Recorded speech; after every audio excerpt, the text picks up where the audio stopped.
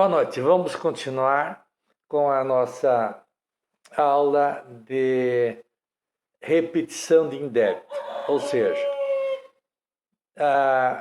o direito do contribuinte é receber a devolução daquilo que pagou e que não era devido. Tanto pode ser total ou como parcial.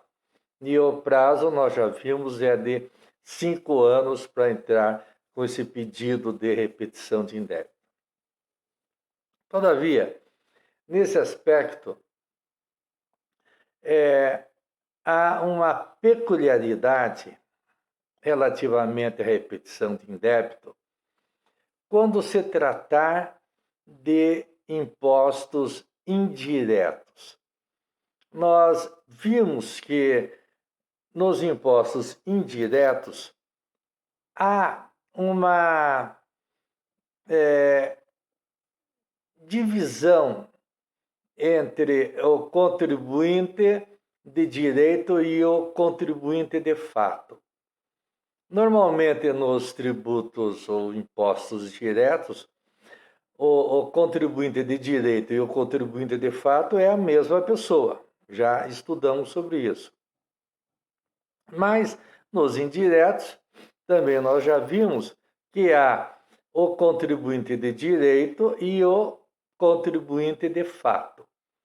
Porque nos impostos indiretos, como o ICMS e o IPI, a carga tributária é recolhida pelo contribuinte de direito, mas ela é repassada para o contribuinte de fato. Consequentemente, o contribuinte de direito nada paga do seu dinheiro, não é?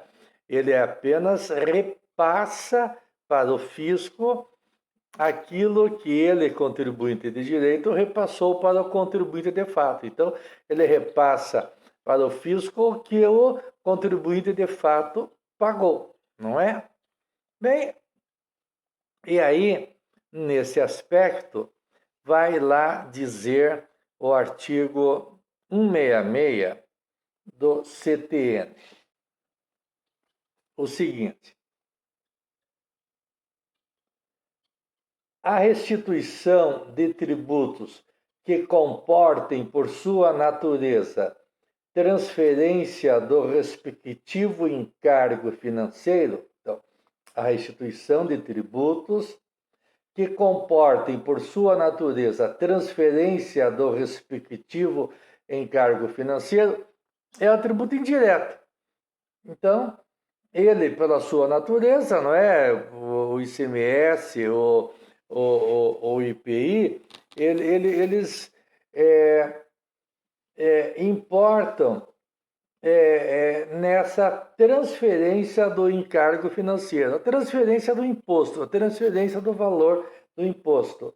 Para quem? Para o consumidor final. Então, vai dizer que a restituição de tributos que comportem, por sua natureza, transferência do respectivo encargo financeiro, somente será feita, então, esse tipo de restituição da tributação indireta, somente será feita a quem prove haver assumido referido encargo. Ou seja,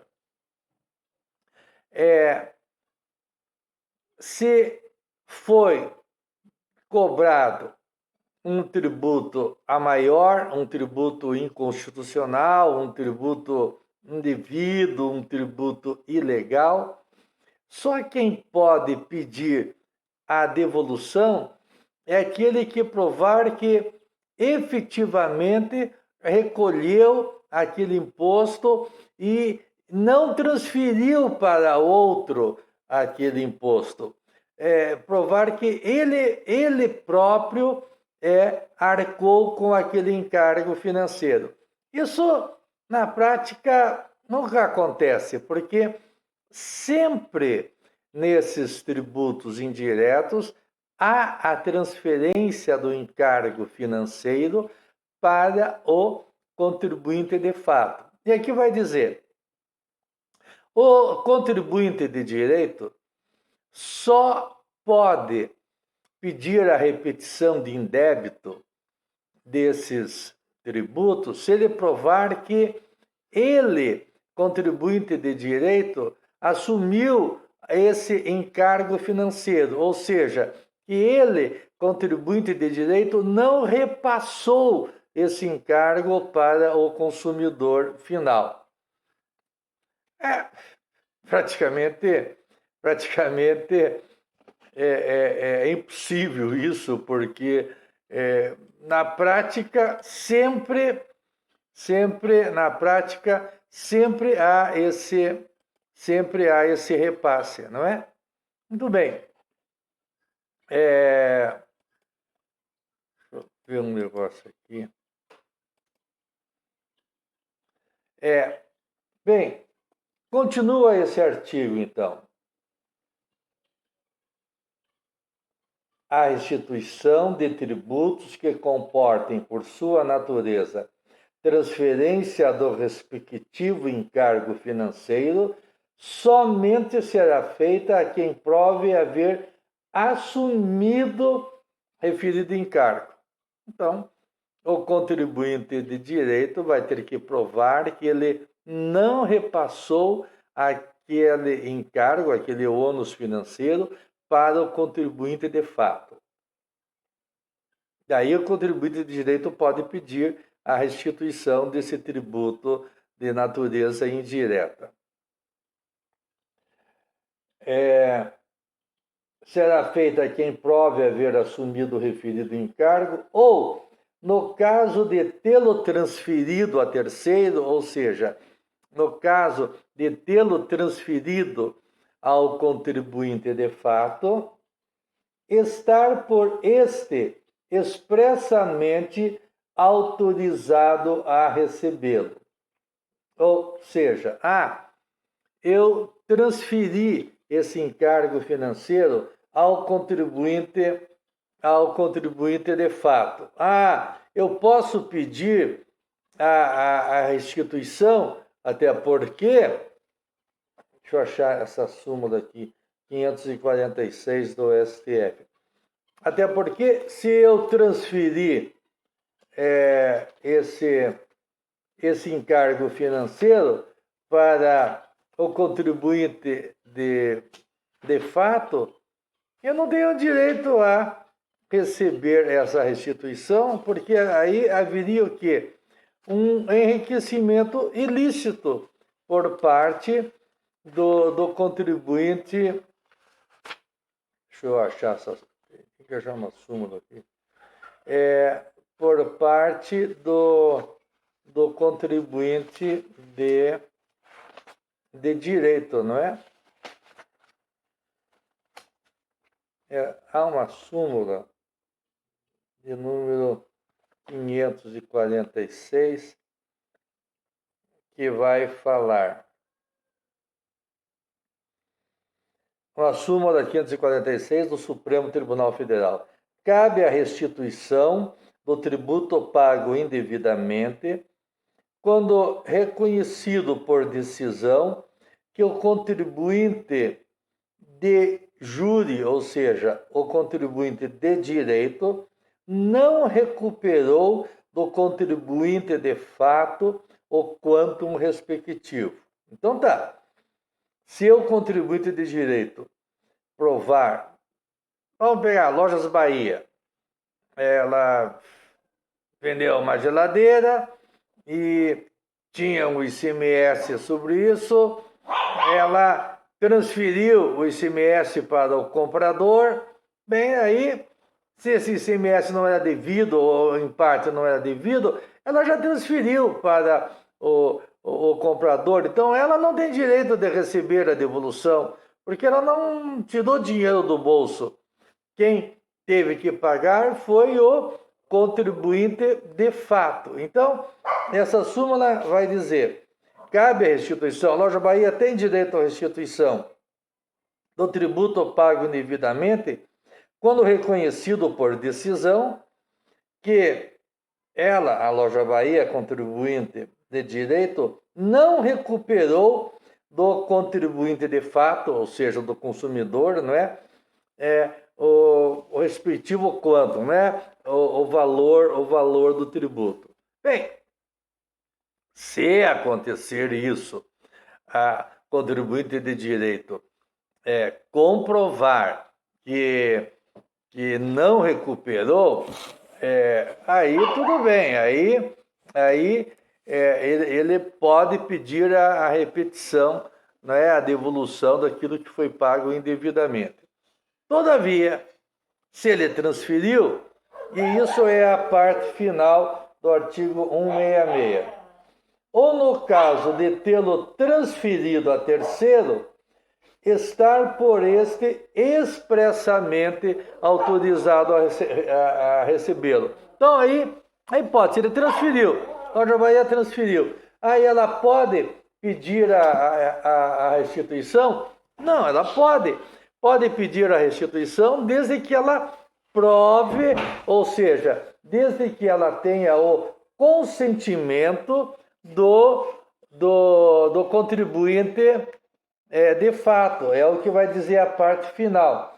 No caso de tê-lo transferido a terceiro, estar por este expressamente autorizado a recebê-lo. Então, transferiu lá para o João, o Pedro, que comprou a geladeira, que comprou a televisão, sei lá, que comprou alguma coisa lá. Então, aí a Loja Bahia vai ter que chegar lá e dizer, olha, Pedro, foi aí pago um tributo indevidamente, não é? E eu recolhi e eu transferi esse valor para você lá no preço da mercadoria. Portanto, eu quero pedir a devolução desse valor, mas só a lei me autoriza a pedir a devolução se você concordar. Tá, tudo bem. O contribuinte vai dizer, por que eu vou concordar que você receba? Se fui eu que paguei e você está dizendo, né, que... Deixa eu arrumar aqui. E você está dizendo que você repassou para mim. Então, na verdade, teria que eu receber essa restituição, porque fui eu que paguei esse tributo indevido. Para mim, nada mais lógico. Todavia, para mim, de maneira completamente equivocada, não se aceita que o consumidor, aquele contribuinte de fato, vá buscar essa restituição. Porque se alega que não há nenhuma relação jurídica entre o fisco e o contribuinte de fato. A relação jurídica é só entre o fisco e o contribuinte de direito. Então, só quem pode pedir a restituição desses tributos indiretos pagos indevidamente é o contribuinte de direito. Mas o contribuinte de direito só pode pedir se ele comprovar que não repassou esse encargo para o contribuinte de fato ou se tem a autorização do contribuinte de fato para pedir essa restituição. Bem, quando... porque o contribuinte de direito, se conseguir a restituição de algo que ele repassou para o contribuinte de fato, o contribuinte de direito está se enriquecendo ilicitamente. Concordo. Mas por que o contribuinte de fato não pode pedir essa restituição? Porque não está previsto na lei. E os maiores professores e doutrinadores de direito tributário ainda continuam falando, e a jurisprudência continua falando, e eu acho um verdadeiro absurdo dizer que nessas situações o contribuinte de fato não pode pedir a devolução daquilo que foi pago indevidamente. Isso é um problema sério que ainda um dia nós temos que mudar. Não podemos deixar o contribuinte, de fato, arcar com tributos indevidos sem poder pedir a repetição. Porque se entende que só quem pode pedir a repetição é o contribuinte de direito. E isso é uma das coisas que eu não me conformo aí dentro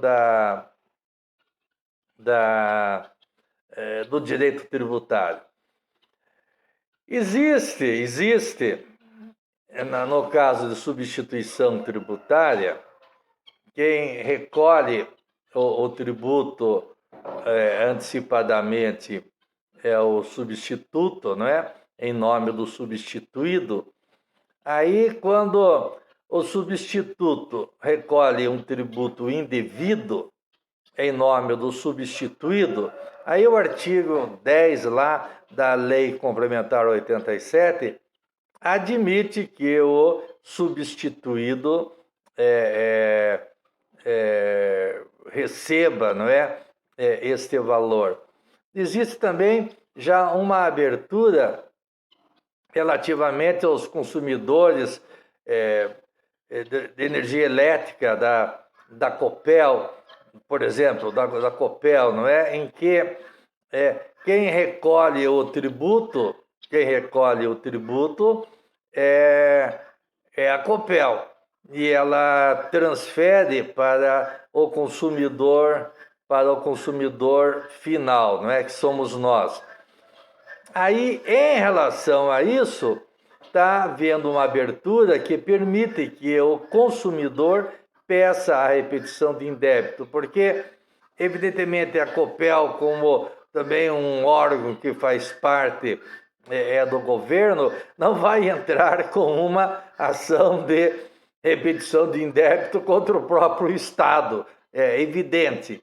Então, nessas situações também está se dando uma abertura para que o contribuinte, de fato, possa pedir a repetição daquilo que foi pago indevidamente e que foi recolhido, não é, pelo contribuinte de direito. Essas questões são muito importantes para nós conseguirmos desenvolver e conseguirmos muitas vezes alterar a posição que existe no sentido de impedir que o contribuinte de fato ele possa pedir a devolução, diretamente ele, contribuinte de fato, possa pedir a devolução daquilo que ele foi repassado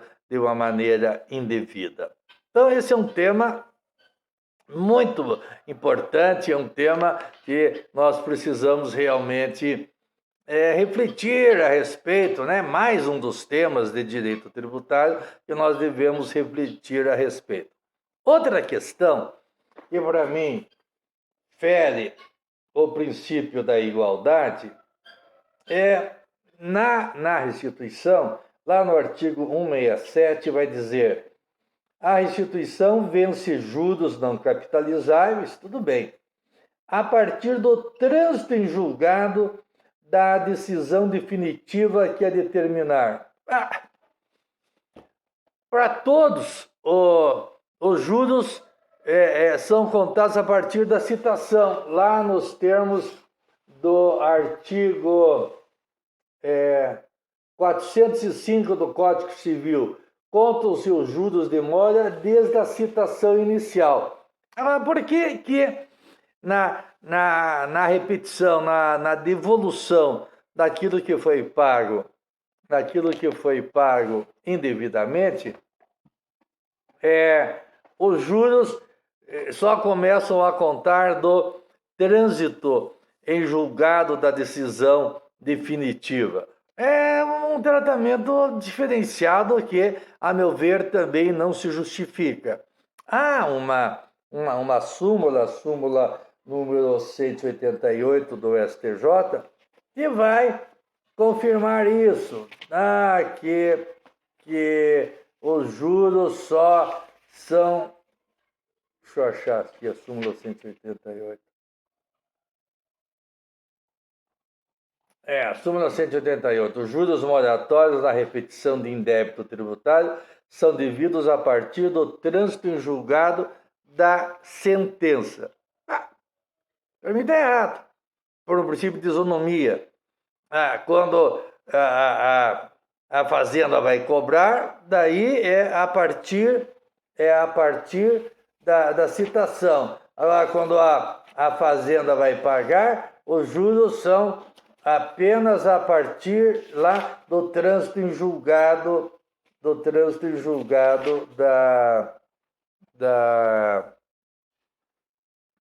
da sentença definitiva. E há uma distância enorme entre a citação e o trânsito em julgado da sentença definitiva, não é? Outro aspecto, a meu ver, que tem que ser notificado nas questões relacionadas com o direito tributário. Tem que haver tratamento isonômico, tratamento igual.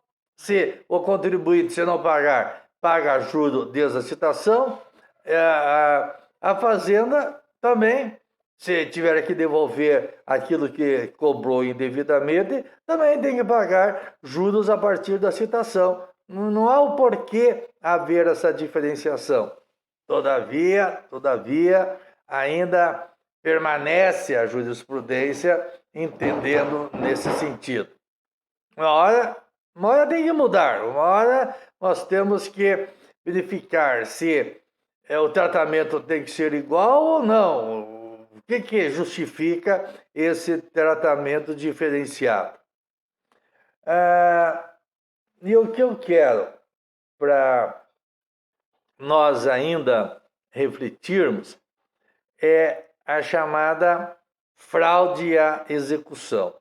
Nós sabemos que quando já existe uma ação proposta e às vezes até já a citação, normalmente já a citação, o devedor que alienar, que vender, transferir os seus bens, o fazem fraude à execução. Ou seja, essa transferência não é válida em relação ao credor e pode ser considerada ineficaz.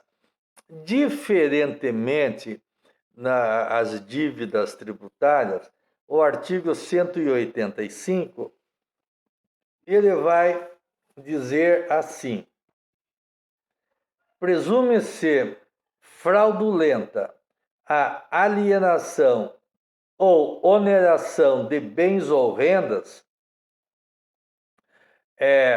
Alienação é vender, transferir, doar, permutar. Oneração é dar em hipoteca o bem, penhora, anticrese. Então, presume-se fraudulenta alienação ou oneração de bens ou rendas, ou seu começo, por sujeito passivo em débito com a fazenda pública, por crédito tributário regularmente inscrito como dívida ativa. Ou seja, não precisa existir uma ação já de cobrança do crédito tributário.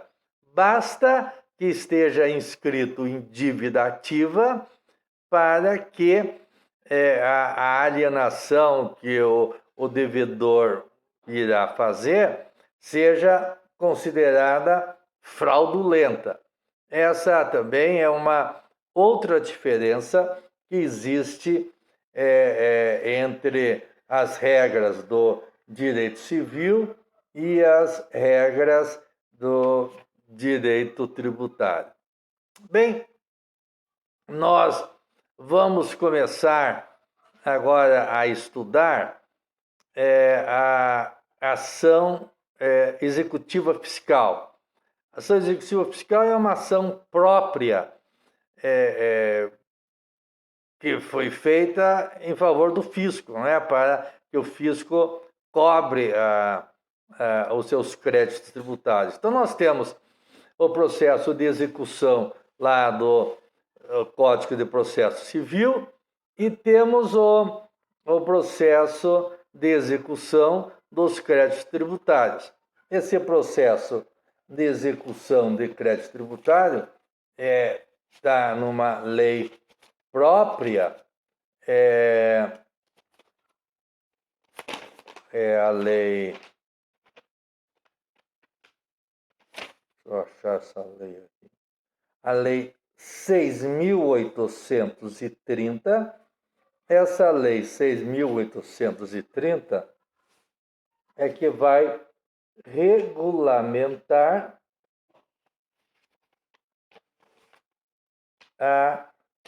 o processo de execução.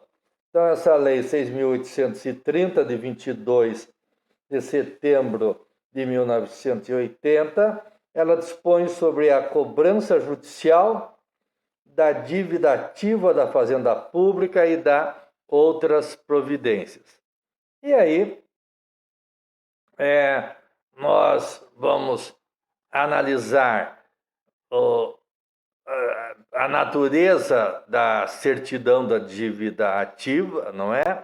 Como título executivo extrajudicial e as diferenças entre a certidão de dívida ativa com outros títulos executivos extrajudiciais, não é? Porque normalmente o título executivo extrajudicial ele é formado bilateralmente pelo credor e o devedor. O único título executivo extrajudicial que pode ser formado unilateralmente é a certidão de dívida ativa.